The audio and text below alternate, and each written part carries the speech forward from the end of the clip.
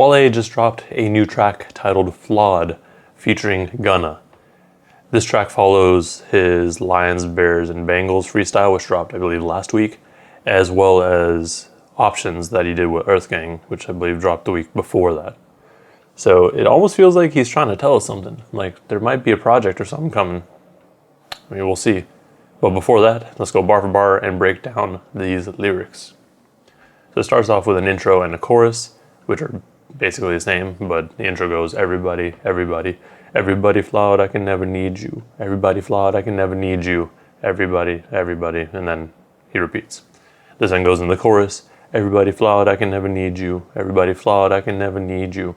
Ain't nobody God, God, God, God, God, and then repeats. This intro and chorus kind of pretty much tells you what the song is going to be about, at least from the tone. He's talking about flaws and how him, as well as other people, most likely a significant other or an ex, were also flawed.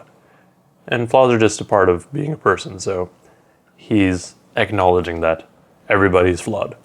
But then, because of the flaws, he could never need that person. This then goes into the first verse from Wale. Look, yeah, look, yeah, okay. A lot of red souls in the back of the crib, Soho. A lot of them is humble, a lot of them go Sonoko. Gassed off the likes, advice is not important. I think he's either reminiscing about where they first met or just a general party. So they were in the back of a crib in Soho, and there was a lot of red Solo cups, either just on the ground or people holding them. A lot of the people holding these Solo cups are humble, and then a lot of them, like the same group, go to Sunoco, which is just a gas station. So it could just be that they go to Sunoco instead of just going to like a fancy grocery store or liquor store. They just go there for all their basic necessities. And then, yeah, they're just gassed off the likes. So these are probably people who aren't super like famous or celebrities by any means necessarily. They're just excited and happy to be where they are. I still pray for your life despite I'm not part of it. I ain't about this industry, but this should be important. I ain't in your comments, your IG looks so exhausted. Had a premonition you probably would switch up on me. So even though he's not, like they're not in each other's lives, he still prays for her or whoever it is. And then he's talking about the industry, whether it be, well, I mean, it really could only be the music industry that I can think of. No one else really says industry like that. Like he's not a fan of how the music industry is run and how they do things, but it's still important because that's his career. Unfortunately, that's just how things have to go right now in the music industry. I know there are things that are going to be changed, but who knows? Who knows if those are actually going to happen anytime soon? So he just kind of got to roll with it. And then he's not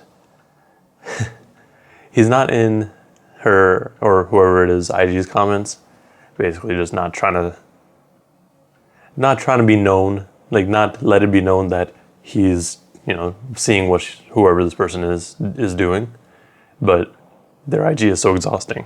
So some people on IG just post regularly, like constantly on their feed, and it can be overwhelming for a lot of people. Like when people be posting a lot, it's a bit much sometimes. I get it. But it's also like they're posting, like it could be just that they're posting a lot about what they're doing and they're just doing a lot of things. And assuming that this is like a post-breakup sort of thing, they're, like trying to make it seem like everything's cool when it might not actually be. And then he's talking about from in the past, had a premonition you would probably switch up on me. So it seems like whoever this person is switched up on him and maybe cheated on him. Maybe they just did some shady stuff. The fire conversations, I miss him now, so now I'm salty. Still want you, shine. There's haters on your mind. There's strangers in your circle. There's angels by my side. I hate to say you changed. You hate to say I've not. The fire conversations, they used to have dope ass conversations and now he misses them, so he's salty about what happened. Like, I mean, when you're the person in the relationship that's been wronged and you're under the assumption that everything's cool and everything's good, stuff like that really messes you up. Like, he still has feelings for this person, but he knows what happened. Like, obviously. He's kind of referring to the other person, like, there's strangers in your circle, like people who you don't really know, who I don't really know, who might not be the best for you. But there's also angels by your side. And then he says, I hate to say you've changed, you hate to say I'm not. Like, you know, when you meet someone after a while, like, you're like, oh damn, you changed, bro.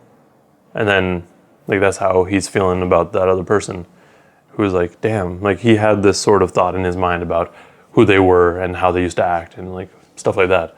But he himself hasn't changed. So the other person's like, well, you ain't changed. So this makes it seem like it could be something that Wale did, because he didn't change. Like, he's still the same person, which, you know, could have originally been the issue that they had in the relationship. But fame run up and down, fame is suicide. I could never hate you, you cool with everybody, I guess I'm everybody too. Still, I'm thankful that God made you. We had a great run, now run away, it's cool. He's talking about fame, and maybe this person has gotten some fame and switched up on him that way. Maybe that's what he meant by switching up on him.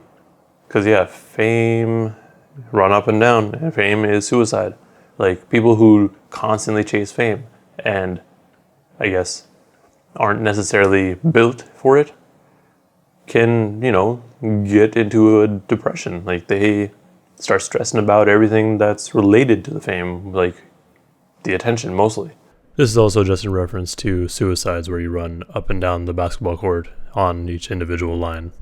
And then he can never hate them. Like, he still has some sort of feelings for this person. And then he's like, well, you're cool with everybody. So, I mean, and I guess I'm everybody too. So I guess we're cool. But regardless, he's thankful that this person exists and they're around, or they had this time together. And then he's like, yeah, you know, we had a great run. Now just, you can go. It's cool. It then goes back into the chorus, which is exactly the same as before. And then we get Gunna's verse. Everybody flawed, ain't hard to see through. She accept my flaws and say, babe, I need you. When against the odds, now it's silver teaspoons. When I had it hard, la, la, la, la. Gunna's going the same direction.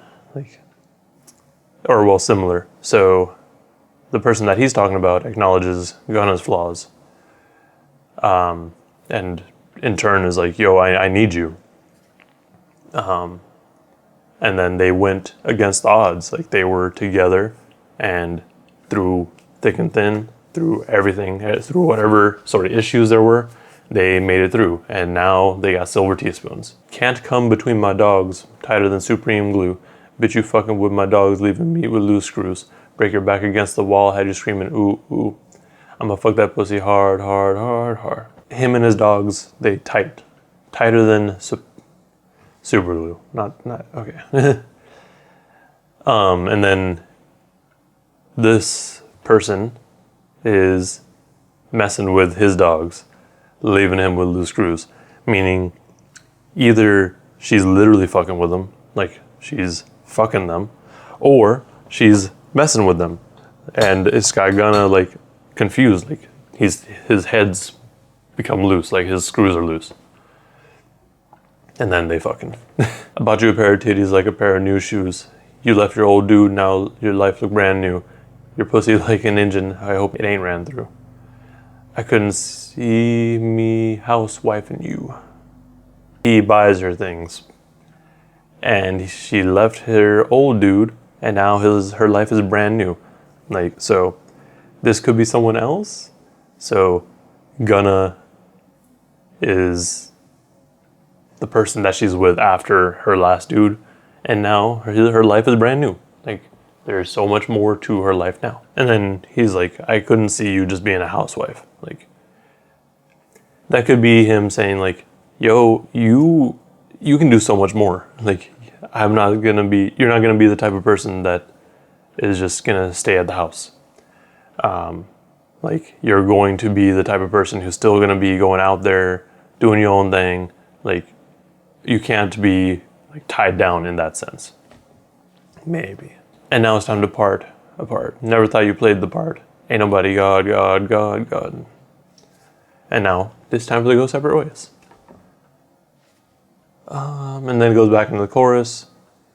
And then there's like a little outro from Thugger and Wale, which is really just Thugger.